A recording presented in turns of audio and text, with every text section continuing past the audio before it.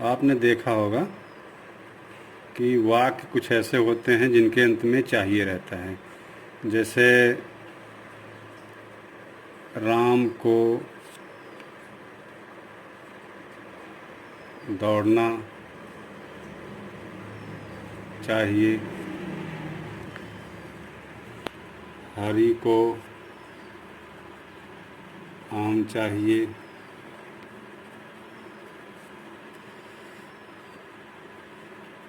रूपा को गरीबों की सहायता करनी चाहिए।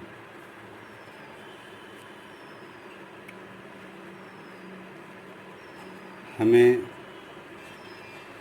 किताब अवश्य पढ़ना चाहिए।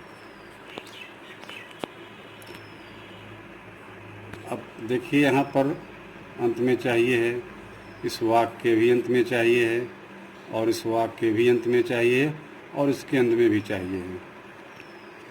लेकिन देखना यहाँ पर ज़रूरी है कि चाहिए कि पहले क्या है। इस चाहिए के पहले दौड़ना है, जो कि एक धातु है। धातु को अंग्रेजी में रूट बोलते हैं। लेकिन दूसरा जो वाक्य हमारा है, इस वाक्य में चाहिए के पहले आम है, जो कि क्या है, नाउन है। तीसरे वाक्य में चाहिए है और उसके पहले सहायता, ये भी आपकी धातु है।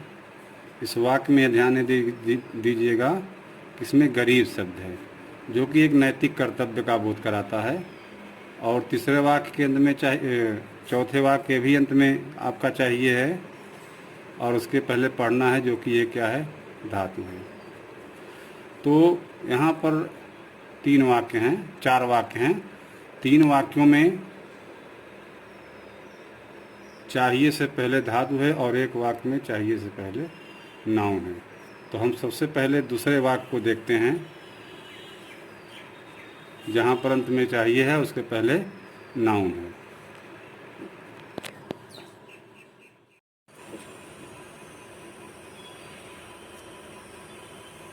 आम चाहिए,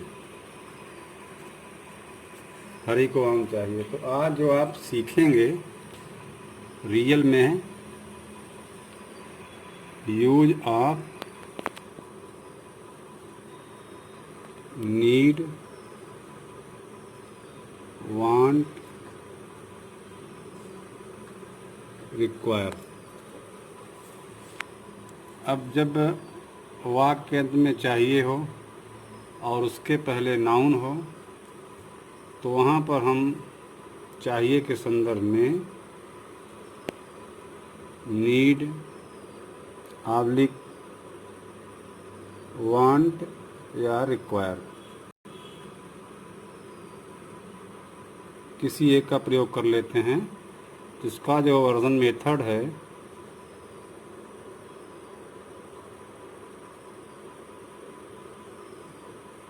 सब्जेक्ट प्लस नीड या वांट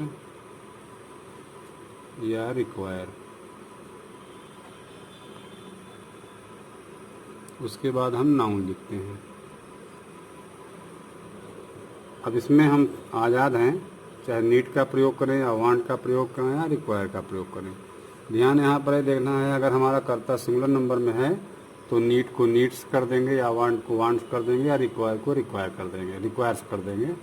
जैसे हमारा वाक्य था राम आम हरि को आम चाहिए, इसका अनुवाद अगर हम करते हैं, हरि नीड्स अ मैंगो। एक वाक्य और हम लेते हैं, तुम्हें